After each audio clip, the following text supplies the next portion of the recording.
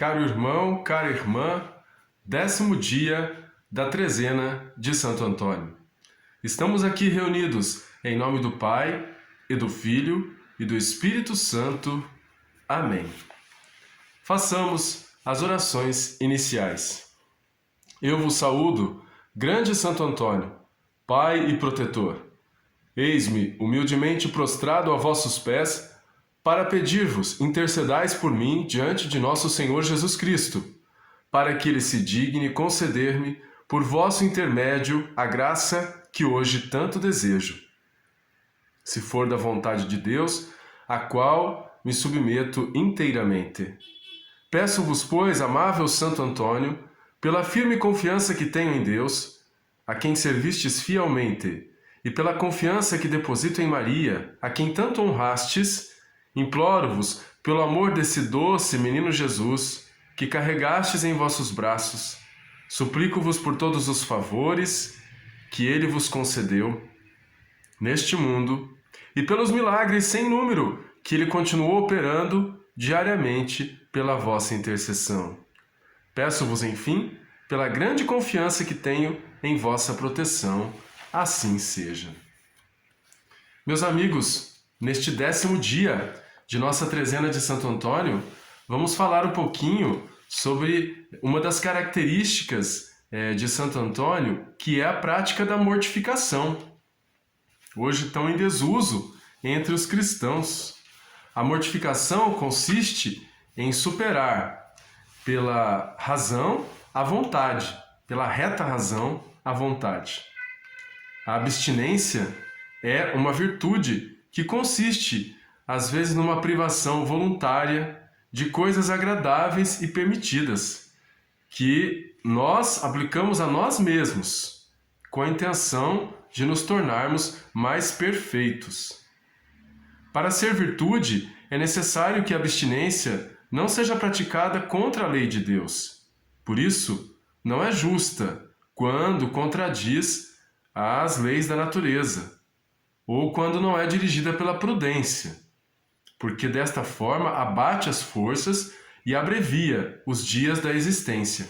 Então, praticar uma abstinência, às vezes, muito dura contra si mesmo, sem uma determinada, um determinado discernimento, pode ser muito prejudicial para a vida espiritual. É sempre bom perguntar ao diretor espiritual, quando quer praticar alguma abstinência mais forte com relação a comidas, bebidas, para que ele lhe dê também junto uma opinião. Era a virtude dominante das primeiras idades do cristianismo. Ser cristão era ser um homem ou mulher de abstinência. Com ela, os cristãos, eles subjugavam suas paixões e imperavam sobre o seu coração. Santo Antônio era uma pessoa que os outros, então, admiravam, justamente porque viam nele um homem mortificado e abstinente. O semblante dele, assim um tanto quanto pálido, mas sereno, era um anúncio feliz de sua rara abstinência. Com os olhos na imagem do Cristo crucificado, amoldou as suas ações por este grande exemplo. Os próprios inimigos que o tentavam para corromper-lhe os votos admiravam nele a constante prática desta virtude austera, a abstinência por inclinação e por escolha. Uma pequena história. Numa sexta-feira, que era um dia que, no caso Santo Antônio, ele havia proposto a si mesmo praticar a abstinência de carne, um homem o convidou para jantar. Isso foi depois de uma grande missão, aonde Santo Antônio, então, pregou o Evangelho e, muito cansado, precisava, então, se restabelecer.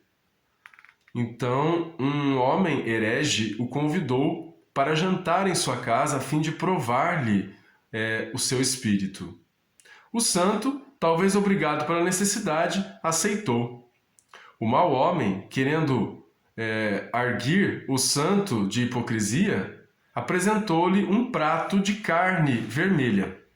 E Antônio não podia comer carne vermelha na sexta-feira, dizendo-lhe assim, quase que como por fingimento: meu amigo, eu não tinha outra coisa para oferecer-lhe. Sei que hoje é dia de abstinência, mas, baseando-te nas doutrinas do Divino Mestre, eu acho que você deve aceitar, porque está escrito no Evangelho que aquilo que oferecerem, então o missionário deve comer. Conhecendo a malícia do herege, o santo benzeu aquela carne vermelha, que logo se transformou em um peixe, no qual comeu muito à vontade quanto quis. Não notando a mudança, o homem que ofereceu o jantar ainda via naquele peixe a carne vermelha que lhe havia oferecido. Ajuntou os ossos daquela carne vermelha e levou ao bispo a fim de falar mal de Santo Antônio, que ele teria comido carne vermelha numa sexta-feira.